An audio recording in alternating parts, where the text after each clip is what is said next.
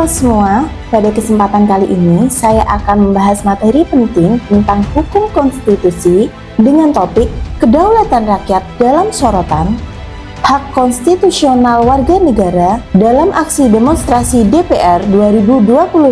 Mari kita mulai dari dasar konstitusi kita.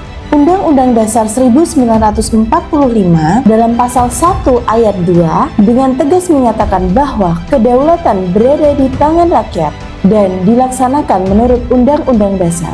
Artinya, rakyatlah pemegang kekuasaan tertinggi, sedangkan lembaga-lembaga negara termasuk DPR hanyalah pelaksana mandat rakyat. DPR yang kita kenal sebagai lembaga legislatif seharusnya menjadi saluran aspirasi masyarakat dengan menjalankan 3 fungsi utama: fungsi legislasi, fungsi anggaran, dan fungsi pengawasan.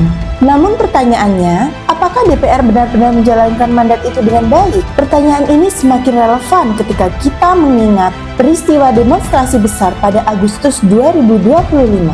Aksi ini berawal dari isu tunjangan DPR yang dianggap tidak wajar. Bayangkan, di tengah kondisi ekonomi yang sulit, harga-harga melambung, dan banyak rakyat yang masih berjuang untuk memenuhi kebutuhannya sehari-hari. Namun DPR justru membicarakan tambahan tunjangan perumahan. Keputusan ini sangat melukai keadilan publik.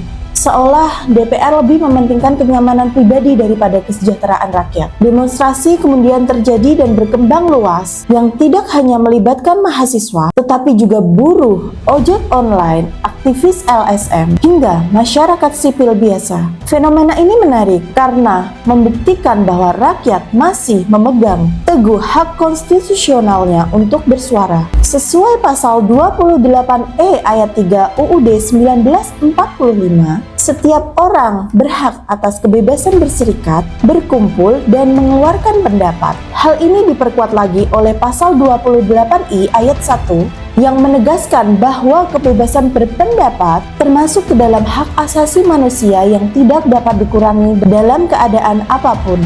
Bahkan hak ini diatur secara khusus dalam Undang-Undang Nomor 9 Tahun 1998 tentang kemerdekaan menyampaikan pendapat di muka umum. Namun, kenyataan di lapangan tidak seindah teks hukum. Aksi demonstrasi DPR 2025 memperlihatkan benturan serius antara rakyat dan aparat keamanan. Alih-alih melindungi kebebasan rakyat, aparat justru bertindak represif. Tragedi yang menimpa seorang mahasiswa bernama Afan Kurniawan adalah titik balik. Ia meninggal dalam aksi, diduga akibat kekerasan oleh aparat. Peristiwa ini mengejutkan publik dan memicu gelombang solidaritas lebih luas di berbagai daerah. Tragedi Afan akhirnya menjadi simbol bahwa perjuangan rakyat tidak hanya soal menolak kebijakan DPR, tetapi juga soal menegakkan keadilan dan penghormatan kepada hak asasi manusia.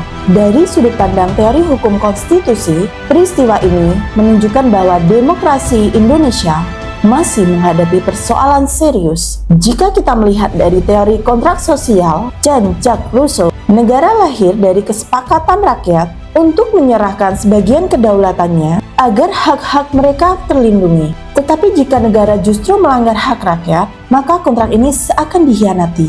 Inilah yang membuat rakyat turun ke jalan untuk mengoreksi penyimpangan fungsi representasi DPR. Selain itu, jika kita menggunakan teori representasi Hannah Pitkin, DPR selama ini cenderung terjebak dalam representasi formal, yakni sekedar duduk di kursi parlemen hasil pemilu. Padahal yang dibutuhkan adalah representasi substantif, yakni benar-benar memperjuangkan kepentingan rakyat. Dan demonstrasi 2025 mencerminkan kegagalan representasi substantif tersebut. Kebijakan DPR yang tidak sensitif kepada penderitaan rakyat membuktikan bahwa lembaga perwakilan ini kehilangan legitimasi. Legitimasi sendiri menurut David Easton tidak hanya legitimasi formal, tetapi juga kepercayaan rakyat. Tanpa kepercayaan publik, lembaga perwakilan dianggap tidak sah secara moral maupun politik. Dan itulah yang terjadi. DPR dinilai mementingkan diri sendiri sehingga jurang kepercayaan rakyat dengan DPR semakin lebar. Kita juga bisa melihat peristiwa ini dari perspektif hak asasi manusia. Undang-Undang Dasar 1945 jelas menegaskan bahwa hak untuk hidup dan hak untuk bebas dari perlakuan merendahkan martabat adalah hak yang tidak dapat dikurangi.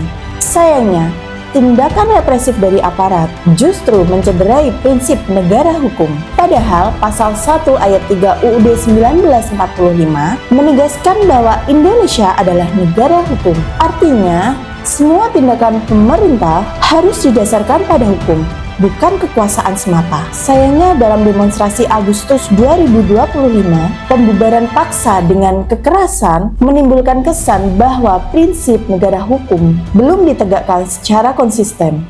Implikasinya sangat berbahaya. Pertama, semakin berkurangnya kepercayaan rakyat kepada DPR dan aparat negara. Kedua, munculnya apatisme politik atau bahkan radikalisme gerakan sipil. Ketiga, rapuhnya fondasi demokrasi jika negara hanya mementingkan stabilitas politik jangka pendek tetapi mengabaikan hak-hak rakyat. Lalu apa yang bisa kita simpulkan? Aksi demonstrasi Agustus 2025 kemarin mengajarkan kita bahwa demokrasi tidak boleh hanya dipahami sebagai prosedur 5 tahunan dalam pemilu. Demokrasi konstitusional menuntut keterlibatan rakyat secara nyata, perlindungan hak-hak asasi serta konsistensi hukum.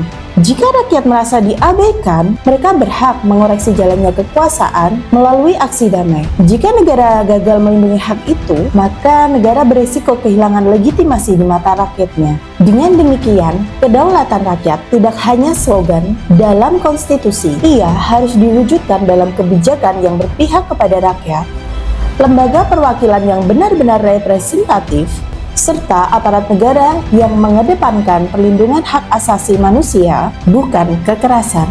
Demonstrasi Agustus 2025 kemarin harusnya menjadi refleksi penting bahwa rakyat tidak tinggal diam ketika haknya diabaikan. Negara dan DPR harus belajar bahwa demokrasi akan berjalan dengan sehat ketika rakyat diberikan ruang, hak konstitusionalnya dihormati, dan hukum ditegakkan tanpa diskriminasi. Itulah penjelasan saya mengenai kedaulatan rakyat dan hak konstitusional dalam sorotan demonstrasi Agustus 2025 kemarin.